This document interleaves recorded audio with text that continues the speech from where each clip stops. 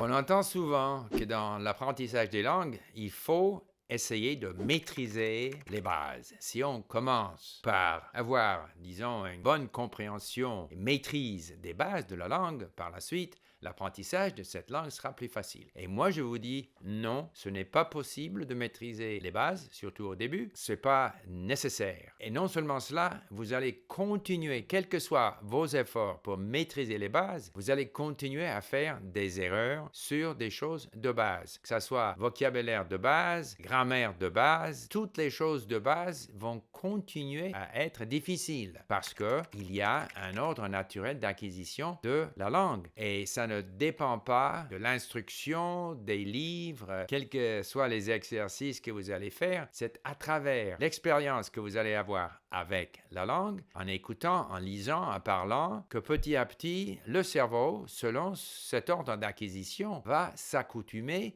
à certains patrons, à certains modèles de l'utilisation de la langue et toutes les explications et tous les efforts pour maîtriser les bases ne vont pas servir à grand chose. Qu'est-ce que ça veut dire? Ça veut dire qu'il ne faut pas vous en faire, il ne faut pas se tracasser si vous continuez à faire des erreurs de base. Je parle assez bien le français, je crois, mais dans cette vidéo, je suis sûr que je vais commettre des erreurs de base. Par exemple, le genre en français, c'est une chose de base. Il y a des substantifs, il y a des noms masculin et féminin. Des fois, je vais donc utiliser le genre correct et puis autrefois, non. Mais je parle mieux maintenant, je fais moins d'erreurs sur le genre des noms qu'avant. Donc, il y a un progrès. Petit à petit, je parle de mieux en mieux, mais si au début, je m'étais dit, il faut absolument maîtriser les bases, il faut maîtriser le genre des noms, alors là, je serais plus capable de parler parce qu'il est évident que je vais continuer à faire des erreurs de ce type. En anglais, la même chose. Tout le monde comprend le concept que la troisième personne du singulier au temps présent en anglais, ça prend un S. Donc, I go, you go, he goes. We go, you go, they go. Ça prend un S. Même les personnes qui parlent très bien l'anglais continuent à faire ce genre d'erreur parce que c'est difficile pour le cerveau de s'accoutumer à ce phénomène. Même chose pour l'orthographe en anglais, pour s'accoutumer, parce qu'il y a quand même un système très opaque, mais il y a quand même un système dans l'orthographe anglais. Mais ça prend du temps, ça prend beaucoup de temps. Donc, on va continuer à faire des erreurs de base. Il faut continuer donc de lire et d'écouter, parler quand on a l'occasion. Et voilà, selon cet ordre naturel, on va devenir plus capable de s'exprimer avec de moins en moins de fautes. Les livres vous promettent que vous allez maîtriser les langues et c'est pour ça que, par exemple, je suis allé chercher les livres, parce que j'en ai beaucoup, les livres d'Assimil, les livres de Teach Yourself, et vous promettent dans un petit bouquin comme ça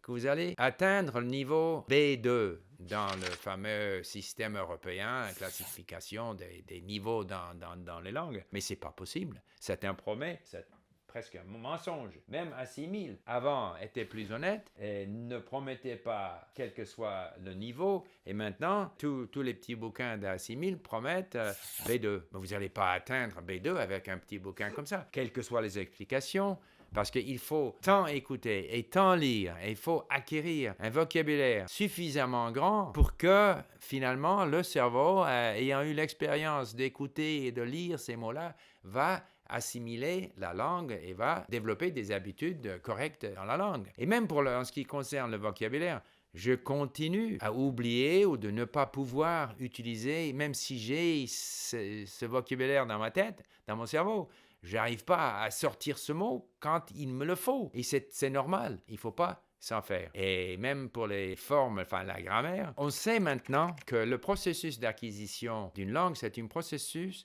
qui suit ce modèle où le cerveau essaie de prévoir qu'est-ce qui va se passer. Et c'est un processus probabiliste d'erreur. C'est-à-dire, on s'attend à quelque chose, soit c'est confirmé, soit c'est différent de ce à quoi on s'attendait. Et bien là, petit à petit, le cerveau s'ajuste. Mais il faut longtemps pour ce processus. Et les explications ne changent pas cet ordre naturel d'acquisition. Donc, il faut être tranquille. Il faut trouver le moyen de jouir ou enfin de trouver plaisir dans le processus d'acquisition et s'attendre jusqu'à ce que, on commence à faire de moins en moins d'erreurs. Ça ne veut pas dire qu'il ne faut pas faire attention. Oui, il faut faire attention. Attention, il faut vouloir parler mieux. Il faut vouloir faire moins d'erreurs.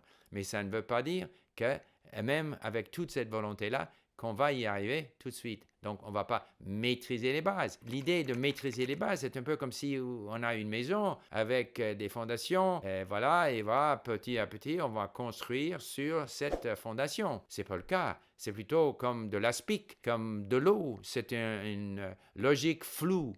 Petit à petit, comme il y a des sédiments là qui s'accumulent, les mots qui restent dans nos cerveaux, de plus en plus, on est capable de les faire sortir quand on en a besoin. Mais ça prend du temps. Donc, le message, c'est que l'idée qu'on peut, dès le début, maîtriser les bases, que ce soit avec un bouquin d'Assimil ou de Teach Yourself, à une école, etc., avec toute l'instruction, meilleure instruction qui soit, il va de toute façon être nécessaire pour que, avec le temps, avec l'expérience, avec la langue, que le cerveau puisse s'accoutumer à cette langue.